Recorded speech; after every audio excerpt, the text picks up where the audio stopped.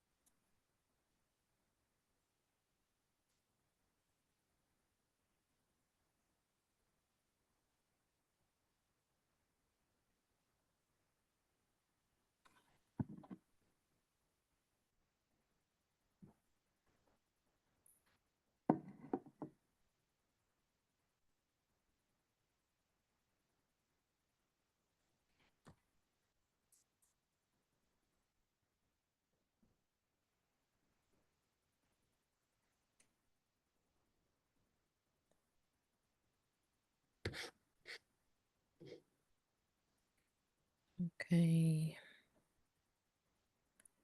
I think we should start, and as people join, at least we'll get some of the introductions out of the way. Hi, and welcome all to our webinar today. I'm Linda Kandar. I'm the Director of Business Development and Growth for MMA in the Middle East region. I'm really happy to be here with all of you today. I'll take a minute to introduce MMA and what we do and what is our role in the market. So, MMA is short for Modern Marketing Association, and we basically bring what's latest in marketing to the regions where we have our chapters. It's a nonprofit organization based on sharing of best practices in marketing. We bring this information mainly through events as well as committees. Our board members create committees that they think are of importance in their region, and they work together to come out with webinars, white papers, and tools to help the community in the industry. One of our committees is the legal committee, headed by Laura. Laura Reynaud is an associate director at Cognizant. She is a US qualified corporate and commercial lawyer with 17 years of experience in the Middle East. She specializes in commercial contracts, mainly technology contracts, IP, AI, cloud computing, and data protection. Laura also has an LLM focused in international corporate and commercial law from King's College in London, and she is currently based in Dubai. Welcome, Laura, and I'd like to give the floor to you. Thank you, Linda, for this kind introduction. Thank you, everybody, for attending our session. And I see a lot of names in the chat of our members of the Women in Law group in UAE. Thank you for attending. So today we're going to talk about AI and copyrights. This is a subject that is close to my heart. I love it. It's my it's one of the topics that I really like to talk about. So question for you, ladies and gentlemen. If you could let me know by either raising your hand or laughing, how much do you like AI, ChatGPT, Copilot, Perplexity? Would you say that it is amazing, you love it? If you love it, please give me a thumbs up. Yeah, love it. I love it too. I think most of us, I mean, we are starting to depend so much on AI. It's fantastic, right? It really helps us out. It helps our productivity, of course. But now, question for you again. Now, give me a thumbs up if you are really scared of what can happen with AI for the future.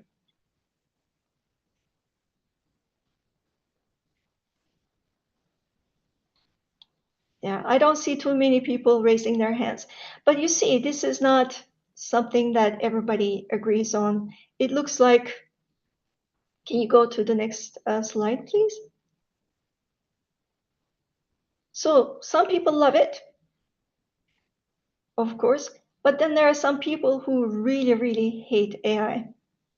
And most of those people are the artists, the people who create music, write books, paint paintings, and those people are really scared and angry at the AI companies.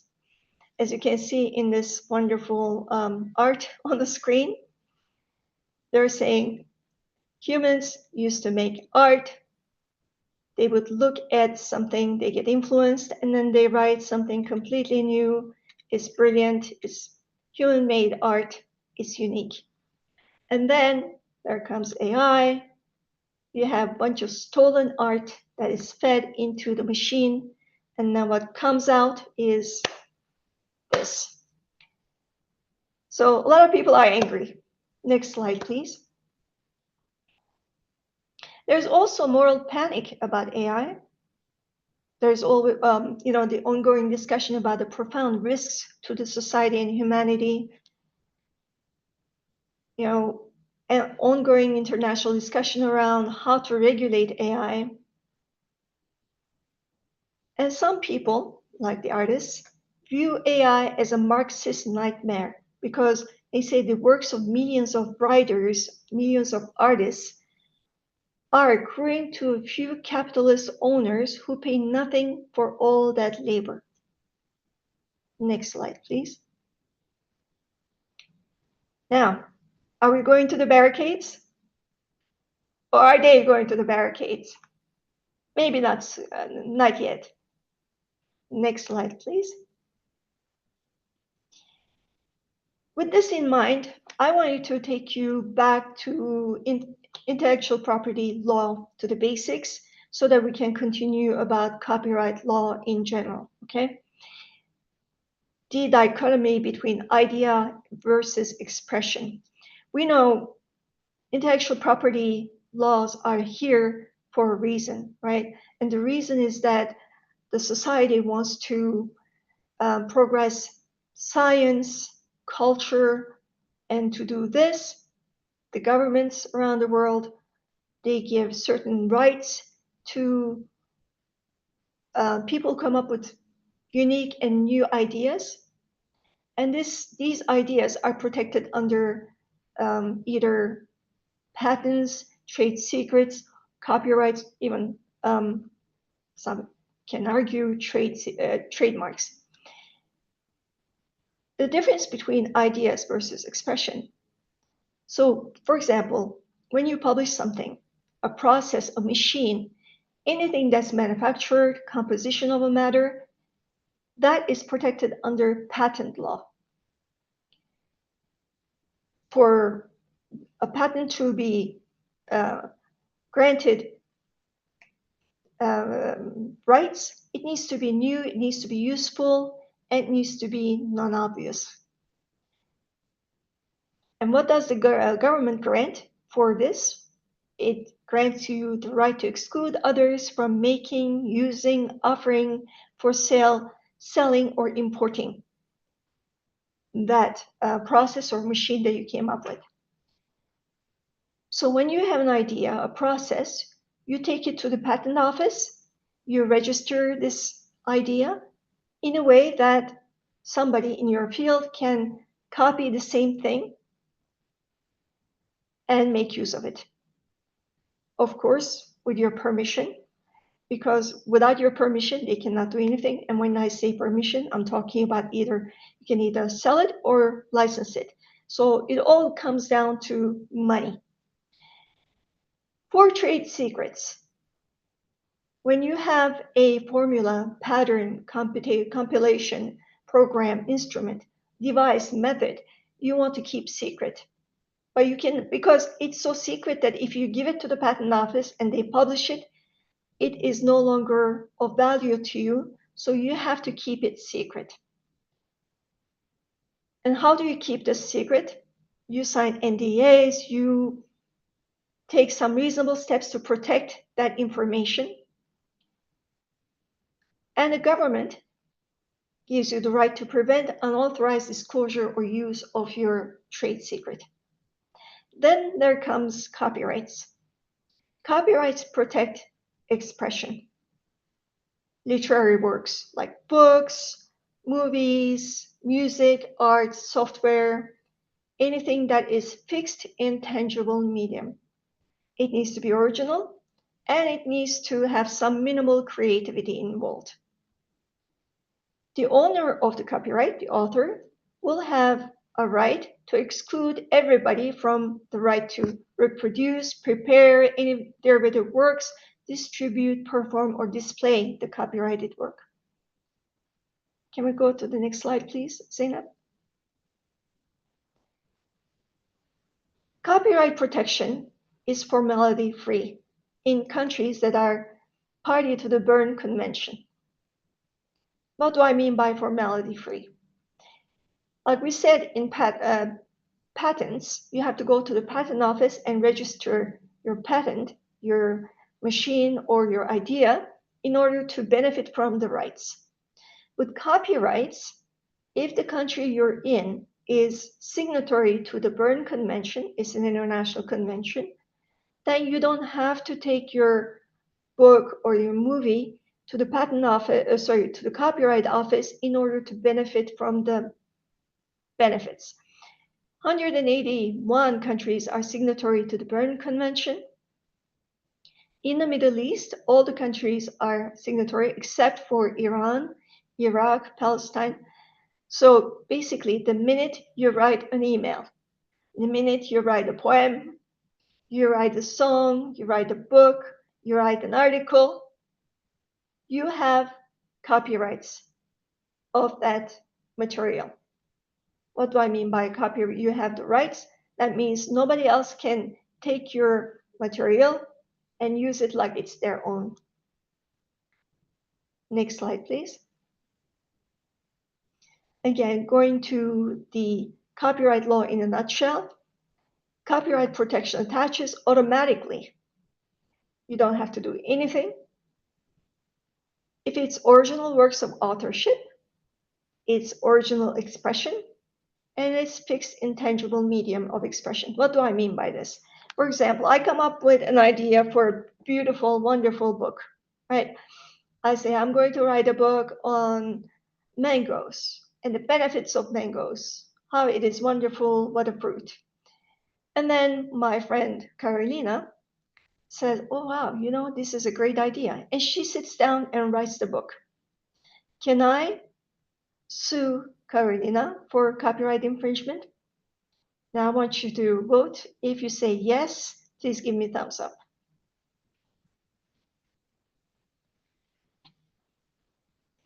If you say no, now give me a thumbs up. Who thinks that I cannot sue Carolina for copyright infringement?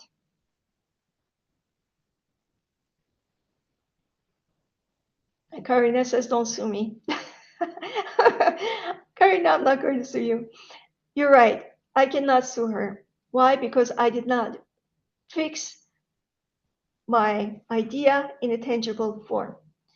And the rights vest in the authors, and the authors can sell, reproduce, or license those rights. Now, copyright grants authors right to control reproduction. This is very important when it comes to AI. So if it's my book, I wrote it, you cannot reproduce my book without my permission. You cannot make copies of it, you cannot translate it. For example, J.K. Rowling wrote Harry Potter, and Harry Potter turned into a movie. Do you think the company that produced the movie Harry Potter went ahead and read the book and produced the movie? No. They would have gone to J.K. Rowling and signed a license agreement to be able to use the material. Copyrights last for the life of the author, plus 70 years in the US. In the Middle East is 50 years, and in Turkey, it's 70 years as well, from what I understand. Copyrights don't protect ideas, facts, and methods. They only cover ideas, expression of new works of authorship. But like with any law, there are always exceptions to the general rule. So in the US, the general exception is fair use doctrine. In the Middle East and the rest, we call it permissive uses. Next slide, please. The fair use doctrine is codified in the copyright law in the US. It basically authorizes people to use copyrighted material without obtaining permission from the right holders in certain circumstances. For example, for certain purposes, for criticism, reporting, education, research, or parody. And to decide whether this exception applies, courts usually look at 4 factors. They look at whether the use is of commercial nature or it's for nonprofit. So for example, if you take my book and you use it for commercial purposes, you make money out of it. There, I don't think you can say that it was fair use or it was for education. The nature of the copyrighted work is also important. The amount of substantiality of the portion used in relation to the copyrighted work. For example, you take my book, you're going to teach your students, you copy 10 pages, that's okay. But if you go ahead and copy the whole book and distribute it to your whole university, you can't really argue that it's fair use, because then you are preventing those people from buying my book and therefore me making money. So I don't think you can use fair use for that scenario. Also, you have to look at, they look at the effect of the use upon the potential market and the value of the copyrighted work. If your use of my book diminishes the value of my work, then you can't say it's fair use. Next slide, please. Yeah, again, in the Middle East, the same doctrine is used. Again, we say it's permissive use. In UAE, you can use copyrighted work for educational purposes, research, criticism, or news reporting. In Saudi Arabia, the same thing, education, research, criticism, and reporting. And everywhere else in the Middle East, so far as I found, the same exception applies. Next slide, please. So far, does anyone have any questions?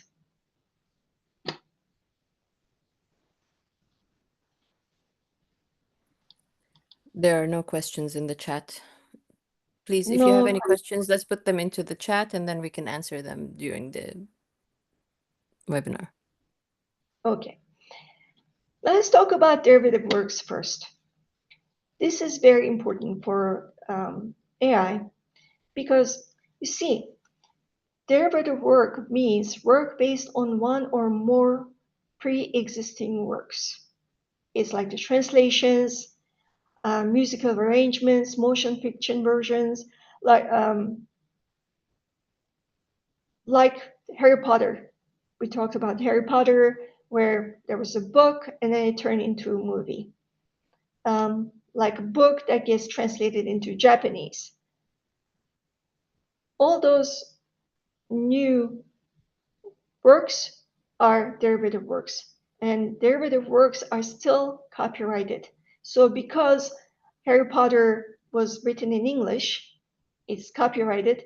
It's translated into German. You can't say the German version is free for all, right?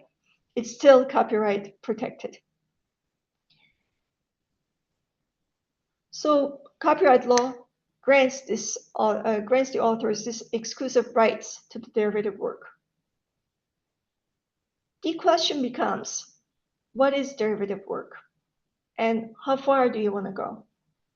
Because any work of art or book is derived from something else. For example, if I write a book, I'm going to do research.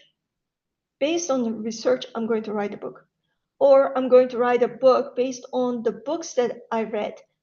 Before becoming a lawyer, I had to read a lot of books, and all the information in the books is going to inform me, help me writing a book, even if I don't go back to those books and copy. So the question becomes, what is derivative work, especially when it comes to AI? Can we go to the next slide, please?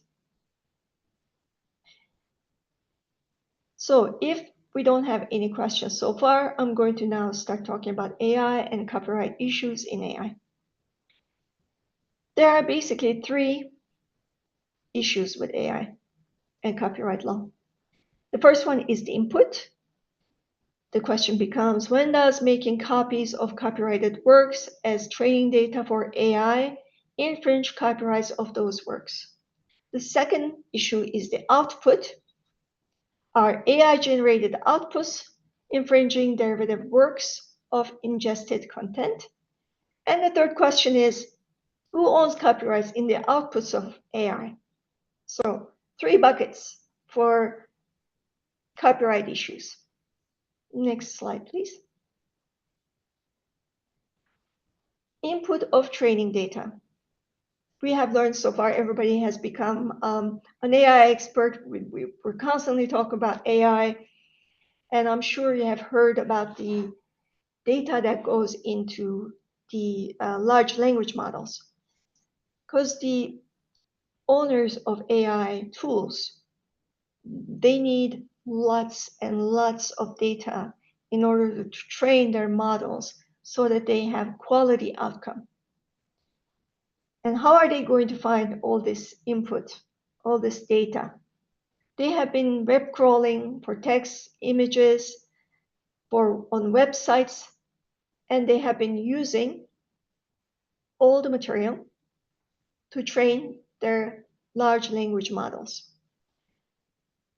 So there are a lot of court cases going on, especially in the US, against AI companies. For example, Field versus Google. In 2006, Google was sued for web crawling and making copies on websites. They had this engine search. They were copying internet content. There, in 2006, in the US, it was decided that this was fair use because they were using it to make indexing. So this was not to compete with this information or reproduce the information, but they were indexing. The second case that was important was Authors versus Google in 2015. They're Google's book search project. That entailed mass digitalization of university library collections to create searchable database of millions of books. The court in the US decided that this was fair use. The same case happened in France.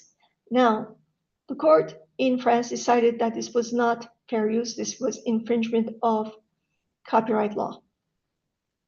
In the US, the court decided it was not infringing because Google was making it easier for people to find the author's works, unlike in other cases like Stability AI, which we're going to talk about later, where they are making new images that compete with the images that are copyrighted in training data.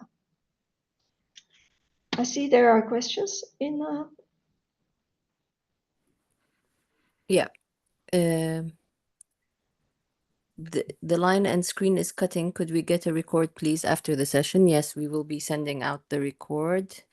The second one is regarding fair use. What if a company makes a documentary with the purpose of awareness or criticism for a certain subject, so it does not have any commercial use, but the underlying purpose of the documentary is to promote the company that made the documentary, which would have a solution to the problem, e.g. documentary about the effect phone screen have on our eyes, and the company sells blue light glasses.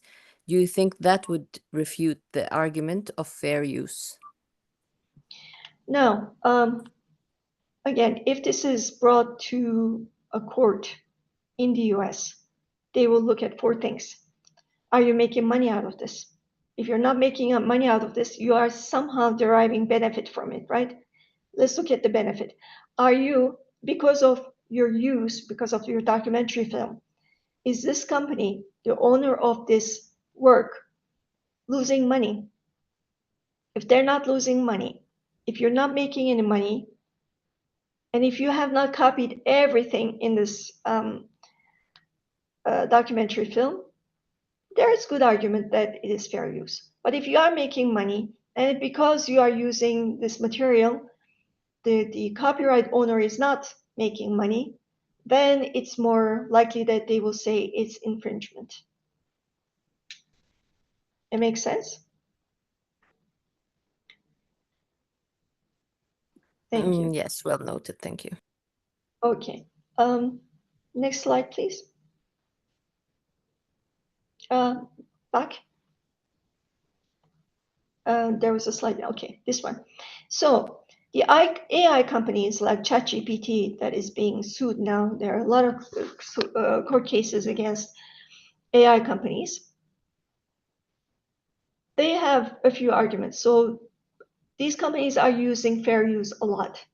They're saying their use of the data, their web crawling is fair use because they argue documents are bags of words and raw material for computational uses. And they're also saying they're not interested in the expression in the copyrighted work, but in the data itself.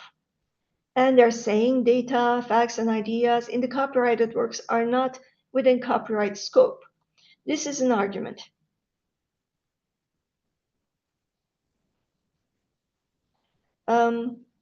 Fatima has a question. What are the other two? They are in the slides.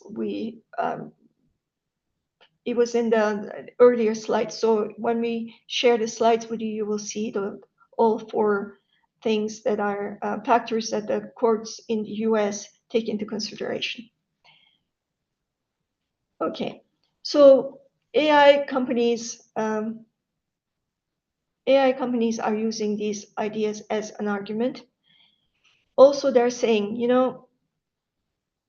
people are making new work based on information that they received. Like the example I gave you, for example, all the lawyers here, they have read a lot of books and learned the law. And if they write a book, all this information in the new book will be based on, it will be an accumulation of all the books that the author has read. So it's the same thing they're saying. They're saying AI is learning from all the data that is input into the machine. So they're saying we are promoting the progress of science and useful arts, and we're transforming the existing works that are usually subject to fair use. These are the arguments that the AI companies are making right now. Next slide, please. Again, there are a lot of lawsuits right now against AI companies. One of them is Getty Images. I don't know if anybody here knows about Getty Images. It's a provider of visual content. So basically, they have a repository of a lot of images, and you can license those images from their website. So what Stability AI did is Stability AI is a company that has an AI tool called Stable Diffusion. And Stable Diffusion allows people to create new images based on text prompts. Stability AI copied 12 million of Getty's images to train its own software. Getty Images got pissed off, obviously, for good reason, and they sued Stability AI in the US. In 2023, the court case is still ongoing. They also sued Stability AI in the UK, again in 2023. The court ordered on January 14, 2025, just recently, that Stability AI did in fact infringe upon Getty Images copyrights, and the court ordered Stability AI to pay 25 million pounds. It's about $30 million in damages. Next slide, please. Another court case that is still ongoing is New York Times versus OpenAI and Microsoft. New York Times sued to OpenAI and Microsoft in 2023 for copying millions of times articles along with the content from other creators to build the knowledge base powering ChatGPT. So basically, ChatGPT was taking all the New York Times articles, they were feeding them into the machine, and New York Times said, "You can't do this. But this case is still ongoing." Next slide, please. Now, we are going to talk about the second bucket. So we said the first bucket of issues is the input data. The second bucket is the output data. Any questions so far about the input data? I don't see any questions. Yeah, let's continue. The second issue is the output data. So once the AI tool has ingested, digested all the information, data put into the AI tool, what comes out of the tool? That's the output. The issue here, if the output is substantially similar to the expressive elements ingested in the training data, then you have copyright infringement. This is also the case in the New York Times court case, for example. In New York Times case, they are suing for two things, right? For the ingested data, they're saying you took all our articles, you fed them into your machine. The second one is sometimes ChatGPT and other tools are generating output that is substantially similar to what we have written. So you can't take, for example, you say to ChatGPT, write an article about climate change. ChatGPT writes you a beautiful article, and you don't fact check. You don't look at, where did this, material come from? You publish it on LinkedIn saying, this is my article. What have you done? You may have breached New York Times intellectual property rights. Why? Because let's say ChatGPT reproduced the same article that New York Times published many years ago.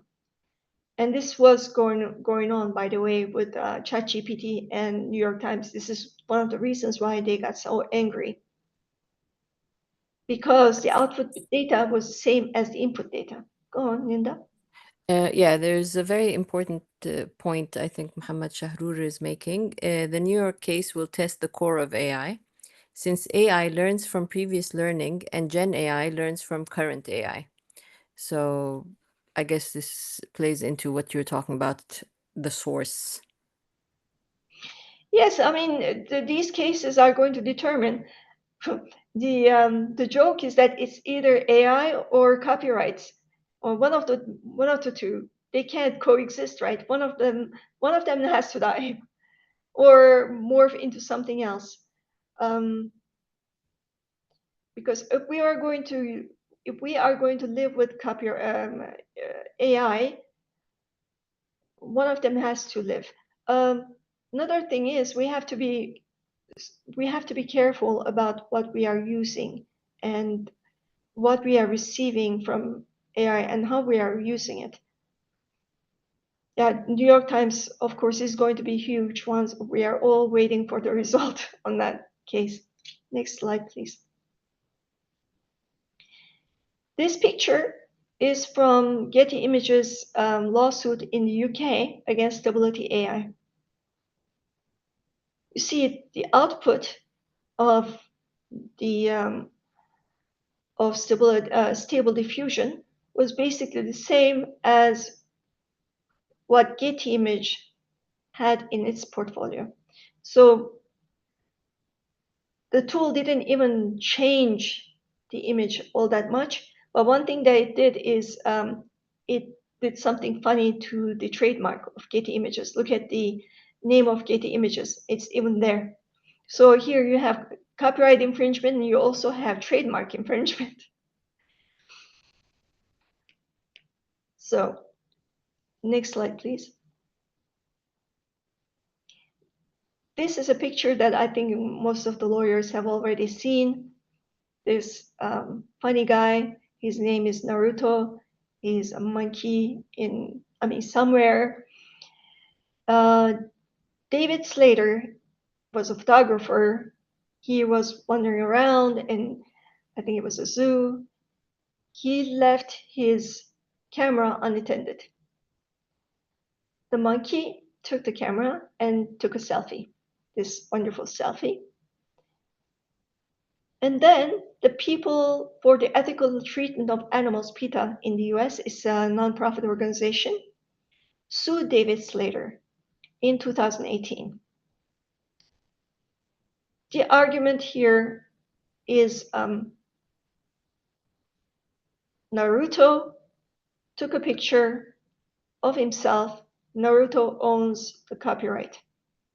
And with this, we have gone into the third bucket that we were talking about of the issues. The first one was the input data, the second one was the output data, and now the third bucket, who owns the copyright of the output? Here, the court decided, basically, that Naruto is not a human being, and Naruto, not being a human being, cannot own copyright. So therefore, the copyright is vested in Slater and not Naruto. Next slide, please. Again, with this one here, I'm sure you have read lately. There was an article about this case recently. Steve Taylor, I can't pronounce his last name, is a person who created a tool, AI tool called the creativity machine. And he has been creating images based on text prompts. And he tried to copyright this image that he created. But like we talked about before, you don't need to copyright. You don't need to register copyright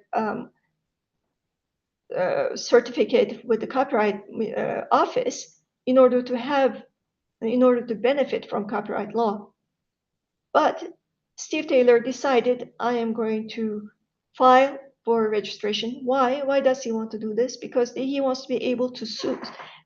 He wants to be able to sue whoever copies this image. So he tried to file with the Copyright Office. This was rejected because the Copyright Office said your creative machine is not a human being, and since a machine created this image, there's no human authorship, so therefore you can't have copyrights. Steve Taylor sued again the Copyright Office and asked for this decision to be revisited. And I think it was like 2 weeks ago, it was decided and he lost again. But he was really adamant. So his argument was this: Creativity Machine, the app, the tool that he created, is his employee. That Steve Taylor is the owner of a company. This machine is his employee. And as you know, the copyrights, intellectual property rights generated by employees are owned by the employer. He said, since creativity machine is my employee, I own the rights in this image. The court was not impressed with this argument, so this also was rejected. Next slide, please. This one, Zarya of the Dawn.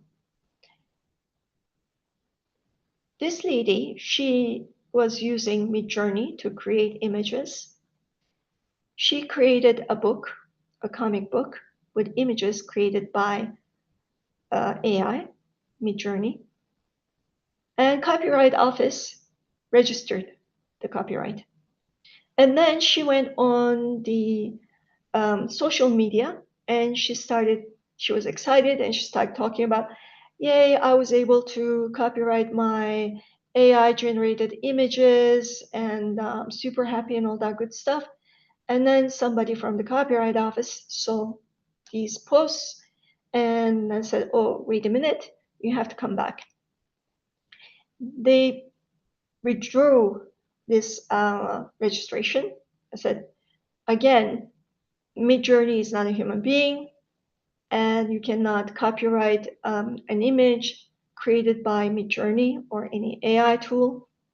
But she was able to copyright some things, like, for example, the writing and the way the display of the images, the way it's displayed, that was copyrighted, but the images themselves are not copyrighted. Next slide, please. Until here, any questions? No questions? Nothing in the chat. Awesome. Okay. Now, this case is not about AI, but I wanted to just talk about it as, copyright law in action. I don't know if you guys know about the Bratz dolls. They're like Barbie dolls, but they are smaller. They are shorter. They have bigger faces, and they're more. There's a question. There's one question. What if a machine or AI tool is co-author with a human? You see, this is an argument that's going on so far. How can you prove to what extent there was human contribution there? If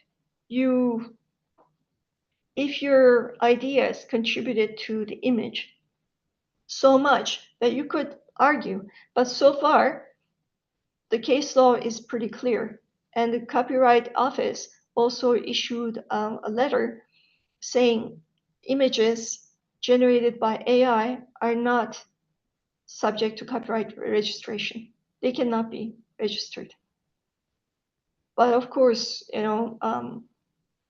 can be argued. You can argue like Steve Taylor and try your luck. I don't know. Does this answer your question? Thanks. So there's another one. If the base of the image is AI generated, but it was altered by a human, can it be copyrighted? Would it depend on how much human touch was added to it for it to become human? Would the court assess this?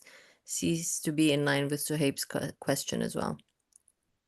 Yeah, I mean, again, to what extent? So if you created an image, I mean, if you took a picture and then you played with it with your Photoshop, I would argue that you should be able to copyright that, because right now, honestly, there is no image that is not touched by the machine, right? Photoshop, everybody's photoshopping their pictures right now. But the creativity there, the picture was already taken by you. So there, I think the argument is stronger than giving a text to Copilot, for example, and asking it to create a picture, an image.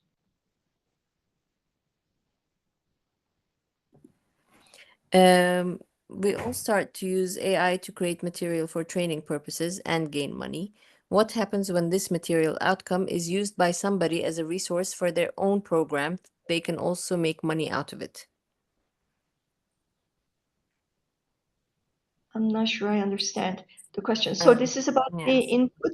Input data, if it's about the input data, the date, the input data, if it belongs to you and somebody took it, you have rights in that. If your input data belongs to somebody else, that other person owns the rights. Um, Mm. so if you have copyrighted work, no matter where it goes, it's still your copyrighted work. Okay, there's one more question. Is it possible for Gen AI breach a human copyright? Then what are the consequences? Is it possible for Gen AI breach a human copy?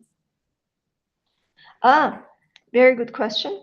So, question for you: if the Copyright Office is not granting protection to an image, and then you take this image that is not protected and use this, are you infringing copyright law? No. This is why Steve Taylor, he keeps going back to the court saying, please grant me the rights, because the image that he created, everybody can use it now because it's not protected under copyright law. Does that answer the question? For now, AI cannot be accepted as a human, but absolutely this is the question. We need to accept that AI cannot owner of these items. They are using the open source and other things, because if a human cannot use these tools, there will be not any items. Now, let's not go into open source, because open source doesn't mean it's free, because open source sometimes comes with restrictions. There are copyrights, intellectual property rights that are attached to open source. So I think people use open source with free IP. It's not free IP. But yeah, any other questions before we continue with the last, basically, this is our last slide. Yeah, no, I think we can go on. Oh, no. Go back, please. Go back to, yes, here. Okay, I just wanted to talk to you about an experience that I had when I was working in LA. I was working for a toy company. So this company was producing these dolls, Bratz dolls. Back then, there was only Barbie, for children, for little girls, and everybody was buying Barbie. And then there's this individual, Carter Bryant, who was a designer working for Mattel. He decided that Barbie is too white, she is too blonde, she's too perfect, that um, minority girls, Latinas, Asians, should also have dolls that look like themselves. So he started working on a design like the one that you see on the screen. Um, and then he presented it to his boss. He said, "How about we make these dolls?" And he called them the Bratz. His boss said, "Oh, well, Mattel would not be interested in this because it's not in line with their line." So because his boss was not interested, Carter was talking to his friends outside of Mattel, and he talked with a lady who was working for a company called MGA Entertainment. And MGA Entertainment was owned by a Persian Jew who was about to go bankrupt in LA.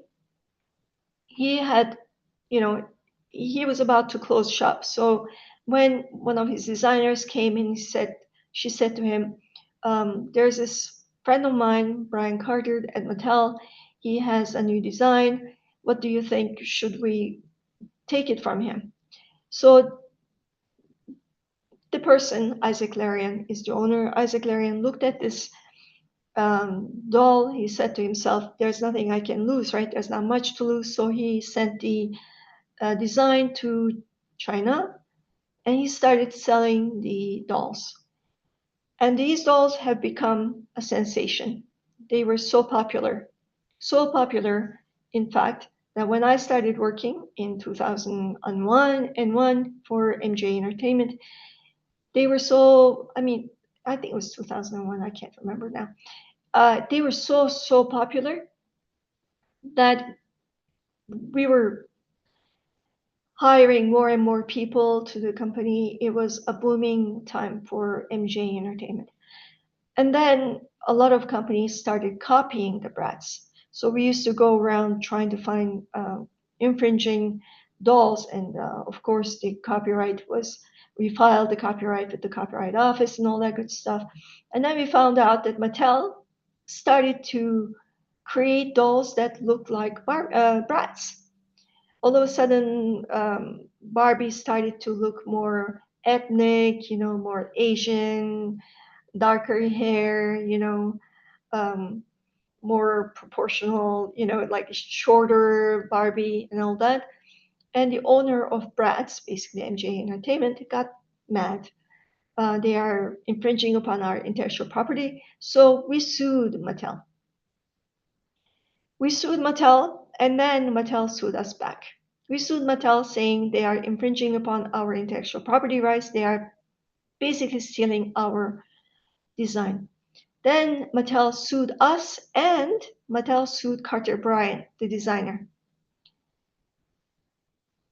Mattel sued us for stealing the design because they said Mattel owns the design and not MGA Entertainment, because Carter came up with the design when he was working for Mattel. Not only that, but Carter apparently used the computers of Mattel when he was coming up with this design. Carter was also sued by Mattel. It was settled. And between Mattel and MGA Entertainment, the court case lasted about 13 years. And guess who won this court case? Please type in the chat who you think won the case between Mattel and MGA Entertainment. Mattel, everybody says Mattel. I think the lawyers won the case. They came into an agreement at the end, but the lawyers were the winners. Next slide, please. Okay, this is our last slide. I just wanted to touch a little bit on some of the myths, right? There's a myth that if there's something. There's just one question still Mattel, on that. thanks. Who owns the IP? Was it Mattel? Mattel. Yeah. But then there's a agreement that Mattel and MGA, I think they kind of merged a little bit. So the myth is that when something is online, it's available online, then it's in public domain and fair use. This is not true.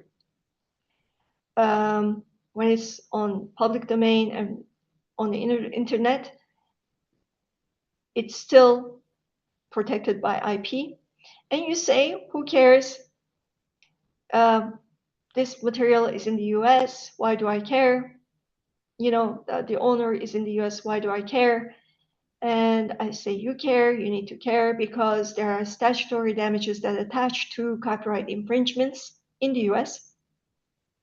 And statutory damages differ between $750 to $30,000 per work. I'll give you an example. A friend of mine had a blog a long time ago, centuries ago. She found a picture of a fish. She thought it was very cute. It was on the internet. She put it on her blog, and she forgot about it for like 10 years, and she was no longer writing the blog. But you see, there are some law firms that specialize on this. They do some web crawling to find out some copyright infringing material, and they send cease and desist letters, and then they try to settle basically. Instead of paying $30,000, they will say, okay, you give us $2,000 and then we will close the case. But these damages can go up to $150,000 for willful infringement. But then copyright owner can also opt out of this and then ask for more, by the way. So the fact that this is in the US doesn't mean that you are you can copyright, so you can copy works from the US.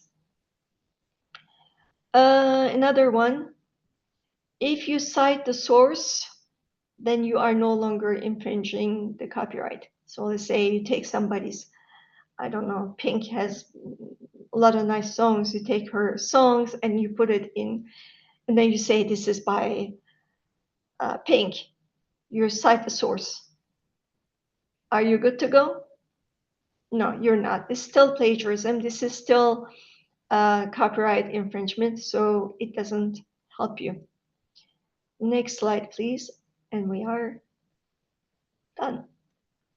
Thank you very much for listening to me for an hour. If you have questions, can we allow our guests to speak on speaker? Maybe if Um, they have questions and also share their, turn their cameras on. I don't know if that is physically possible. Bülent, is that possible for our guests to actually turn on their cameras and ask questions, or is it just through the chat?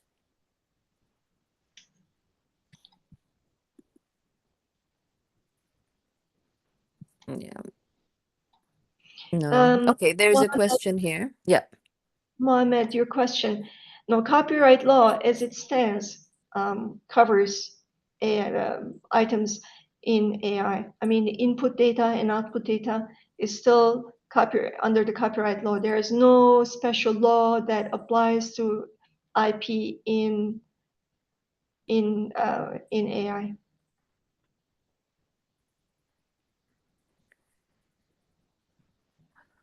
Maybe other. Okay. I think it was a nice presentation, and thank you. Laura is the main message that's coming through.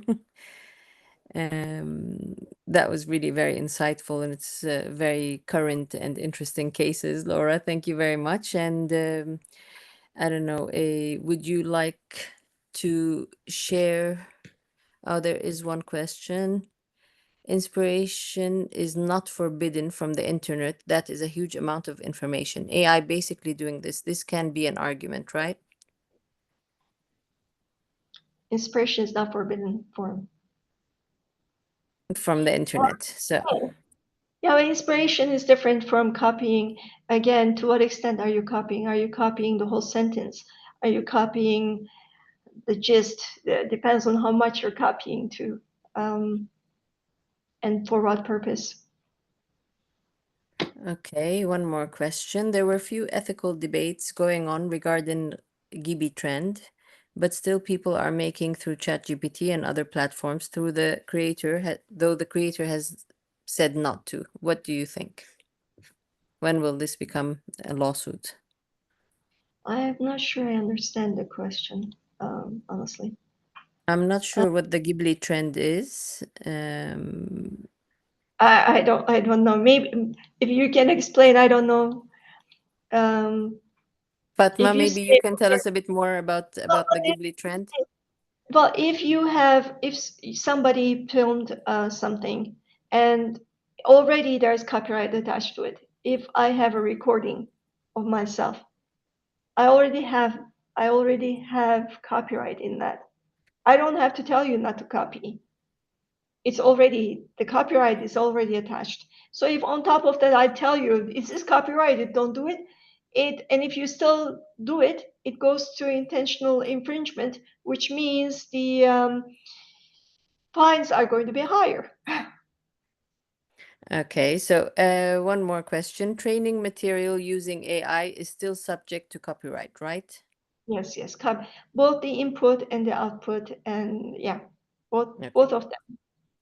Okay, so we've shared a survey to all the panel, well, to the people who are in the audience today. Please take 5 minutes of your time to just fill it up and send us back your feedback, because that will help us prepare for our next webinar or our next session with Laura, and it can be information for our committee to work on as well. Um, Okay. So Interesting. if, I'm going to read yeah, about the Ghibli. Ghibli trend, I think, is asking AI to generate images in Ghibli style. What is Ghibli style? And the artist suggested them to not do it, but people still continue. So if the artist is saying no, If okay, so the style itself can be. So the question, I guess, is can the style be, if the initial style was generated by AI, then no.